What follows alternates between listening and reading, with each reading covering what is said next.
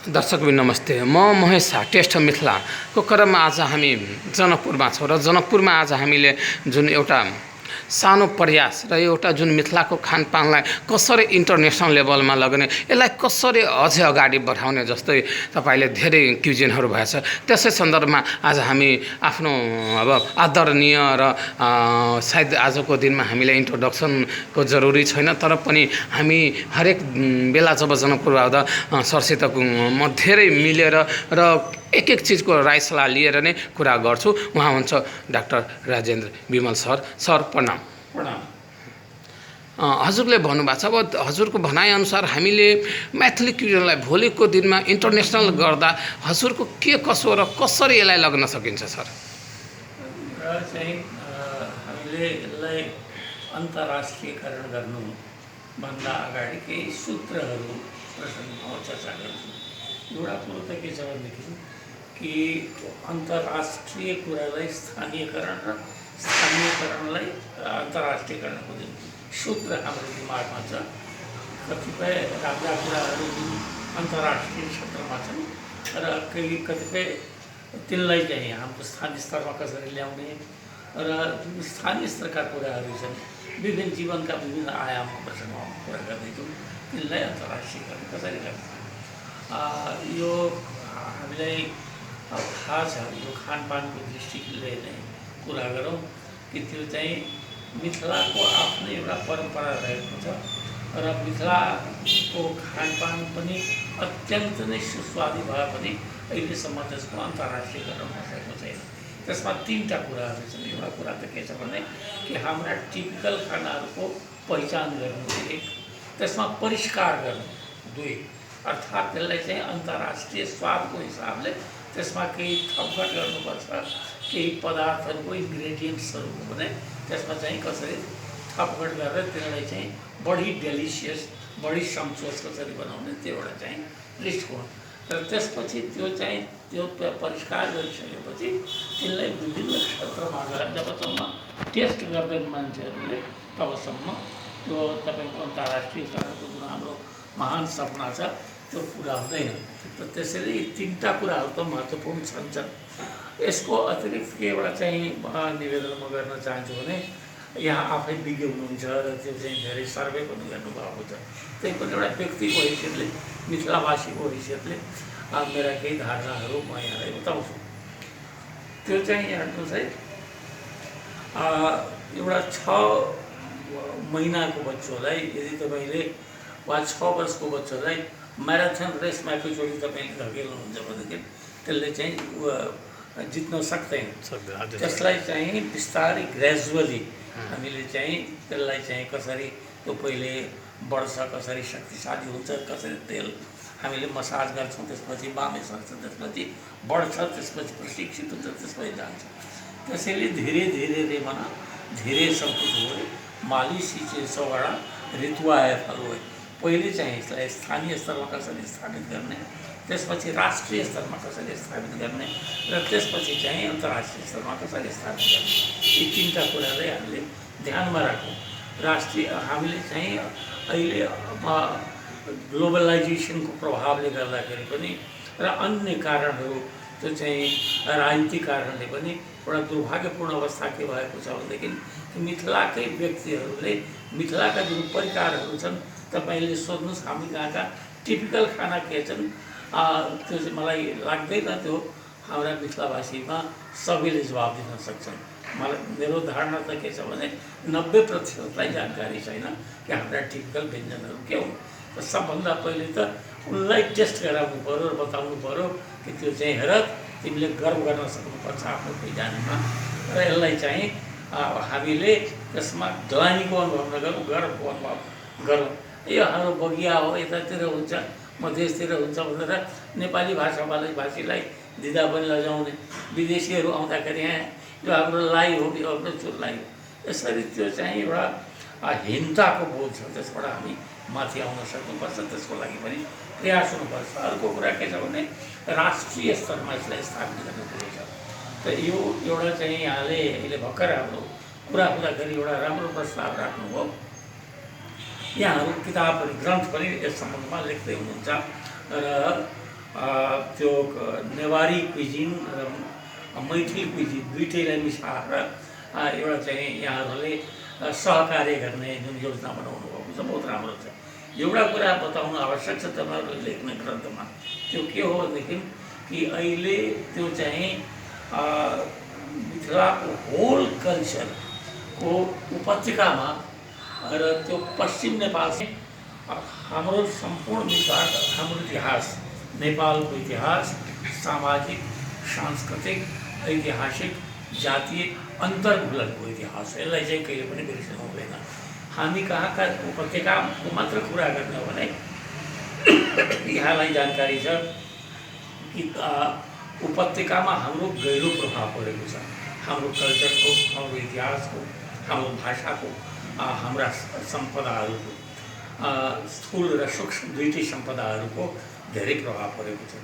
उदाहरणको लागि हामीले भन्छौँ त्यो यहाँबाट जतिखेर जयस्थिति मल्ल जानुभयो, काठमाडौँमा जानुभयो, जयस्थिति मल्लको बेलामा हामी अहिले तुलजा भवानीको यो बडा दशैँको अवसरमा यति धुमधामसँग फुलपाती भित्र्याइन्छ त्यो तुलजा भवानीको मन्दिरमा, र त्यो चाहिँ त्यसलाई एउटा भव्य समारोहको रूपमा, राष्ट्रिय समारोहको रूपमा लिइन्छ। यहाँलाई बताउँ यो तुलजा भवानी हरिसिंह देवकी कुलदेवी हो, र कुलदेवी भएको हुँदा जयस्थिति मल्लसँग सम्भवतः त्यो तुलजा भवानी गएको हुनुपर्दछ। त्यहाँ अहिले पनि तपाईँ तुलजा भवानीको मन्दिरमा जानुहुन्छ भने भक्तपुरमा तपाईँले अझै पाउनुहुन्छ कि त्यहाँ यसलाई भनिन्छ एउटा खास किसिमले पूजाको अवसरमा घन्टा बजाइन्छ, जसलाई खिचा खेगु भनिन्छ, अर्थात् त्यो चाहिँ कुकुरलाई रुवाउने घन्टा।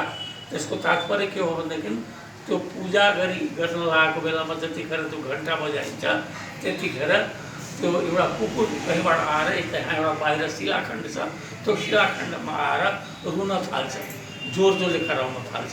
अनि त्यहाँ चाहिँ लिएर मान्छेहरूले जुन प्रसाद चढाएका हुन्छन् त्यसबाट अलिकति त्यहाँ दिएपछि कुकुर शान्त हुन्छ। त्यसको कारण के छ भनेदेखि तुलजा भवानीका एउटा भक्त मिथिलाबाट गएका थिए र त्यो चाहिँ धेरै एकदम त्यो मारण, उच्चाटन, सम्मोहन इत्यादि सम्पूर्ण तान्त्रिक विद्यामा बहुत निष्णात थिए, जसको हत्या त्यस बेलामा भएको थियो। त्यहाँका बासिन्दाहरूले हत्या गरेका थिए, तर अहिलेसम्म पनि त्यो तान्त्रिक कुकुरको रूपमा आउने गर्छ भन्ने जनआस्था रहेको छ।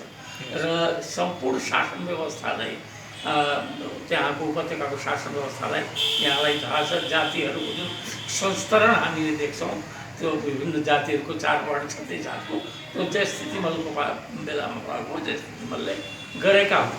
र त्यो गर्ने मान्छेको त्यो जनकपुरबाट गएका रघुनाथ झा भन्नेले त्यसमा गरेको। र त्यतिखेर यति प्रभाव थियो मैथिलहरूको कि मल्ल राजाहरूले मैथिलहरू बहुत खानाका परिकारहरूको ज्यादै लोभ गर्ने हुन्छन्, र त्यो चाहिँ जिह्वाका धेरै हामीले भन्ने गर्छौँ पातला हुन्छन्, अर्थात् त्यो चाहिँ त्यो पल्किएका हुन्छन् त्यसमा। र त्यसले उनले के गरे भनेदेखि त्यो एउटा पोखरीको ठुलो डिल भएको ठाउँमा नुवाकोटमा एउटा चाहिँ ठाउँ दिइयो, जसमा प्रशस्त माछाहरू हुन्थे र आँपका घारी त्यहाँ भएको, त्यसलाई मिथिला टार अहिले पनि भनिन्छ। त यो चाहिँ पुरा यसले त्यसको बारेमा सबै कुरा त भन्न गाह्रो छ, तर मैले कति मात्र भन्न खोजेको भनेदेखि नेवारी संस्कृतिमा पनि जतिखेर वज्रयानको धेरै प्रभाव पर्यो, बुद्ध धर्मको वज्रयानको, त्यस बेलामा जनकपुरका तिरहुतका धेरै मान्छेहरू त्यहाँ गएर वज्रयानमा सामेल भए। र अहिले जुन तान्त्रिक परम्परा छ वज्रयानीहरूको, त्यसमा जनकपुरका तपाईँले जुन पाउनुहुन्छ कायस्थ, धेरै कायस्थहरू पनि गए।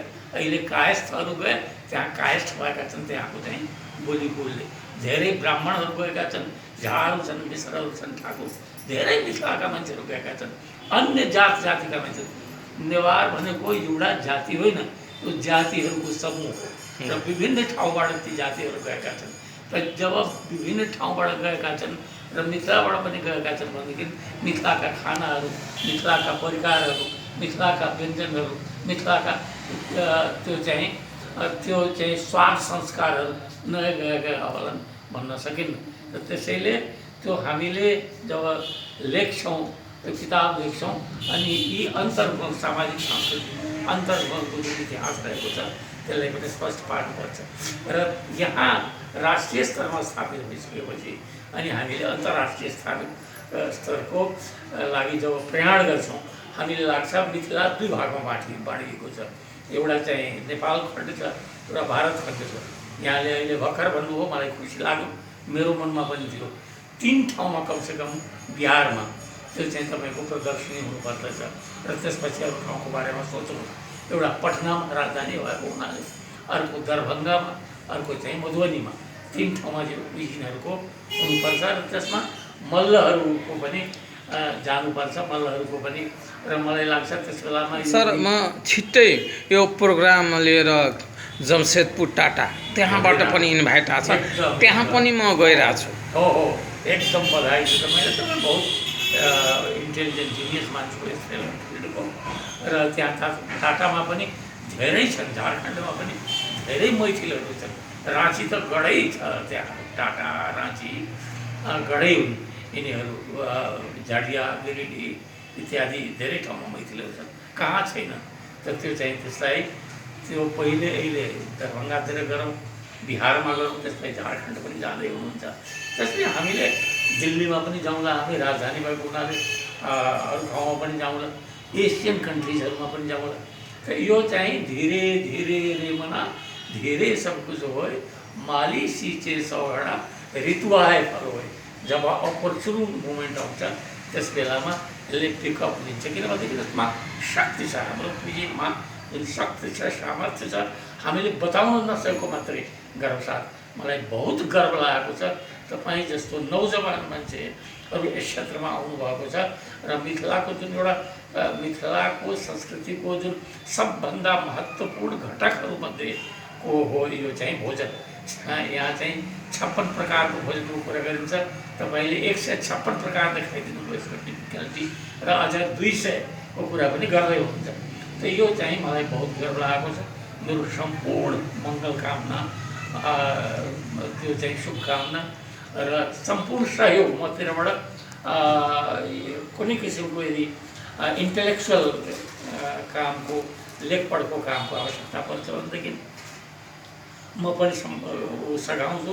र यसरी मलाई लाग्छ हामी सबैले मिलेर यसलाई चाहिँ प्रोत्साहित गऱ्यौँ, प्रमोट गऱ्यौँ भनेदेखि यो मिथिलाको लागि होइन, यो चाहिँ सम्पूर्ण नेपाल र भारतको लागि गर्वको कुरा हुनेछ। अन्तर्राष्ट्रिय बजार पनि यसले पाउनेछ। सर मेरो इच्छा हो कि जुन मेरो बुक आइरहेको छ द मैथिली क्युजिन, त्यसमा जुन मेन हेडिङ खानाको इतिहास मैले 1 र 2 पन्ना हजुरको लेखबाट नै स्टार्ट गरौँ, त्यसपछि म आफ्नो खाना राख्नेछु। मेरो यो आशा छ, यो हजुरसित मैले प्रकट गरिरहेको छु। ठिक छ, त्यो मभन्दा बढी जान्ने हुनुहुन्छ तपाईँहरू। म त उमेरले मात्रै जेठो हुँ, ठुलो मान्छे तपाईँहरू हुनुहुन्छ यस क्षेत्रको। त्यही पनि मबाट जे जति मलाई थाहा छ त्यति जे टुको मोर साध्य करिबोटा हामी बङ्गलाबाट भन्दाखेरि जो सामर्थ्यभित्र छ म अवश्य गर्नेछु। अनि सर आजको दिनमा हेर्दा यो खानालाई दर्ता गराउन हामीलाई यहाँ प्रदेश सरकारको र सरकारी निकायहरूबाट पनि अलिकति हेल्प चाहियो। त्यसमा तपाईँले सन्देशको रूपमा यहाँको रिस्पोन्सिबिलिटी संस्था रिस्पोन्सिबिलिटी मान्छेलाई के भन्न चाहनुहुन्छ सर? एउटा कुरो के छ भनेदेखि एउटा कुरा मैले धेरै भन्ने गरेको छु। त्यो के भन्ने गरेको छु भनेदेखि कि संसारका जति पनि महानतम सभ्यताहरू छन्, ती महानतम सभ्यताहरू, त्यो मेसोपोटामियाको सभ्यता होस्, इजिप्टको सभ्यता होस्, ग्रिक सिभिलाइजेसन होस्, कुनै पनि सभ्यता त्यहाँ बहुत ठुलो पावरफुल मान्छेहरू भएर भएको होइन। त्यहाँका विद्वानहरू, चिन्तकहरू, त्यहाँको सांस्कृतिक वैभवहरू, त्यसले गर्दाखेरि महान भएको। कुनै दिन त्यो चाहिँ त्यसको बारेमा कुरा गरौँला, विद्वान मान्छेहरूलाई थाहा छ।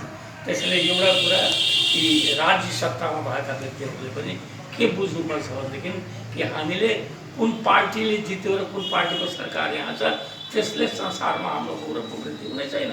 हाम्रो सांस्कृतिक सम्पदा के हो, हाम्रो अरू किसिमका सम्पदाहरू, भौतिक सम्पदा, जल सम्पदा वा वन सम्पदा वा अरू किसिमका सम्पदाहरू छन्, ती सम्पदाहरूका अतिरिक्त यी जुन सूक्ष्म तर महानतम सभ्यताहरू हुन् यो चाहिँ सांस्कृतिक सभ्यता तिनलाई चाहिँ कसरी ल्याउन सकिन्छ त्यसको आधारमा जुन नेपालको पहिचान बन्दैछ त्यसले अत्यन्त ठुलो गौरव प्रदान गर्नेछ नेपाललाई।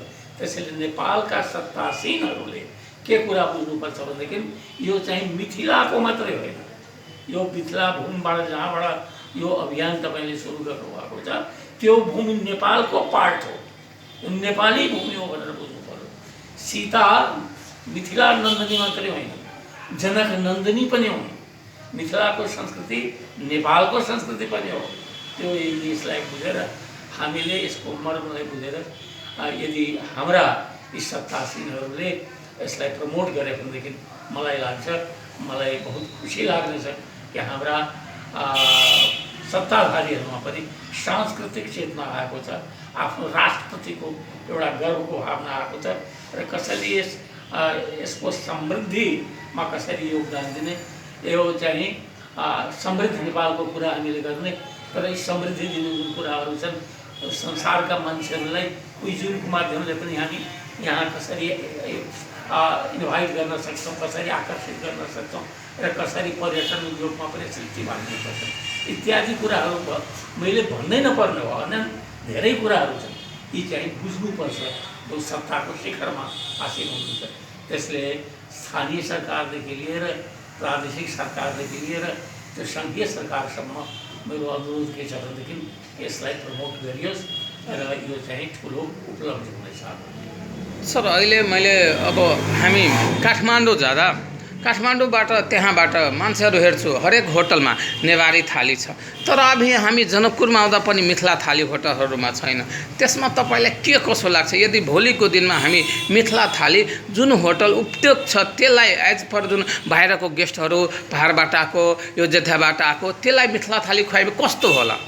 होइन, मैले त एउटा धेरै प्रयास हामीले एकपल्ट के गरेका थियौँ भनेदेखि कि हामीले एउटा जुन मिथिला ग्रामको परिकल्पना गरेका थियौँ त्यसमा हामीले के भनेका थियौँ भनेदेखि कि त्यो चाहिँ भोजनको बेलामा हामी कहाँ के छ भने कि यी मिथिला थाली 56 प्रकारका व्यञ्जनहरू जुन गेस्टहरू आउँछन् तिनलाई खुवाउने मात्रै होइन, त्यस बेलामा हामीले कहिले त्यो खाने बेला हाम्रा जो पाहुनाहरू आउँछन्, ज्वाइँहरू आउँछन्, घरमा सम्धिहरू आउँछन्, यस्ता किसिमका विशिष्ट पाहुनाहरू आउँदा हामीले महिलाहरूले गीत गाउने चलन छ। हामीले त्यो चाहिँ खुवाउने पनि गर्ने र त्यो मिथिलाका जुन गीतहरू छ मैथिली गीतहरू ती गीतहरूको पनि आयोजन गर्ने।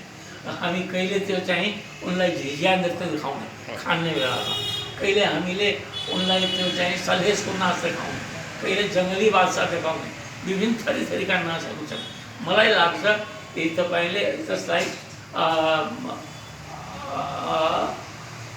के अरे खुला आकाशमुनि त्यसलाई अल्फ्रेस्को अङ्ग्रेजीमा भनिन्छ, त्यो खुल्ला आकाशमुनि यदि हामीले कार्यक्रम सोच्नुहोस् एकदम त्यो चकमन्न अँध्यारो छ, त्यस बेलामा कहीँ त्यो टुपीहरू मात्र राखिएका छन् र त्यस बेलामा कुनै महिला त्यो टाउकोमा झिझियाको त्यो घैँटा लिएर त्यो छिद्रै भएको नाच्दै आउँछन् र गेस्टहरू त्यो चाहिँ टुपीहरूमा खाँदै गरेका छन्। कस्तो किसिमको रोमान्टिक दृश्य त्यहाँ होला। त्यस्ता किसिमका दृश्यहरू होटलहरूले त्यो आरम्भ गरेर आफ्नो बिजनेस पनि बढाउन सक्छन् र यो कल्चरलाई पनि ट्रेडिसनलाई पनि प्रमोट गर्न सक्छन्। हुन्छ सर, नमस्ते। म लास्टमा हजुरलाई नमस्ते। अब यति राम्रो कुराकानी र यति राम्रो सन्दर्भ मिथिलाको सन्दर्भमा दर्शकबिन उहाँ हुनुहुन्छ डाक्टर राजेन्द्र विमल सर र आज हामी जनकपुरमा छौँ। टेस्ट अफ मिथिलाको एउटा सानो अभियान हाम्रो मिथिलाको खानपानलाई कसरी इन्टरनेसनल लेभलमा लग्ने त्यही अभियान लिएर म chef Mahesh Shah, taste of Mithila, नमस्ते।